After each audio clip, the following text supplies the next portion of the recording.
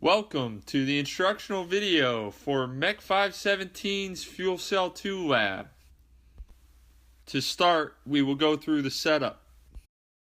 Use the 3-pin cable to connect the 12-volt DC power input on the FC2 fuel cell to the parasitic load output on the VC100 voltage converter.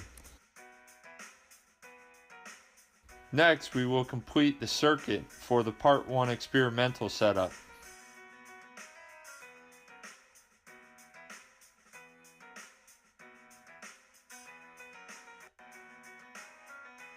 Once the circuit is set up, we can turn on the hydrogen supply.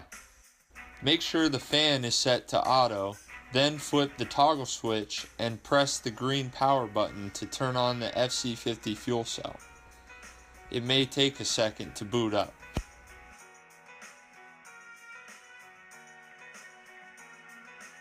Next, we will need to warm up the fuel cell to 35 degrees Celsius. According to the attached chart, the temperature range that is acceptable is 32 to 38 degrees Celsius. Right now, the temperature is 29.9 degrees Celsius. To warm it up, start by turning the fan control to its minimum setting, then turn on the EL200 electronic load on the back right side of the front panel.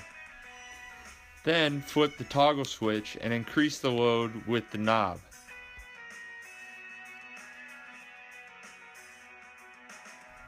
The temperature will then steadily begin to rise. Once the temperature reaches 35 degrees Celsius, turn the load back down to 0, then turn the fan control back to auto. In part 1, we are going to turn on the EL200 electronic load by flipping the toggle switch on. From there, we will increase the load until I-stack reaches the desired starting current. Once the current is reached, record the actual I-stack value, the V-stack value, the P-self value, and the P-load value. Now, rinse and repeat from 2 amps through 10 amps in increments of 1 amp, making sure to record all the previous mentioned variables for each current. In part 2, the circuit is changed so that the electronic load is connected to the available power output of the VC100 instead of the fuel cell. Now that the circuit is connected, we will turn on the EL200 electronic load by flipping the toggle switch on, and then increasing the load until I-stack reaches the desired starting current.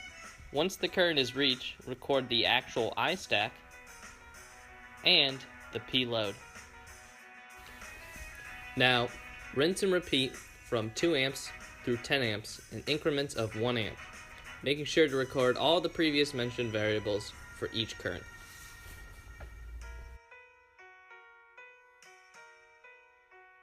In part 3, we had the same setup as part 2, so there's no need to change the circuit. Once set, turn on the toggle switch.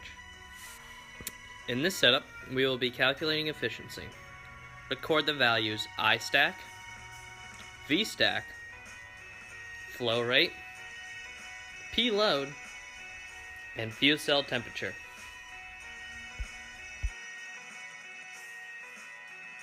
Now, rinse and repeat from 1.2 amps through 10 amps in the desired increments, making sure to record all the previously mentioned variables for each current.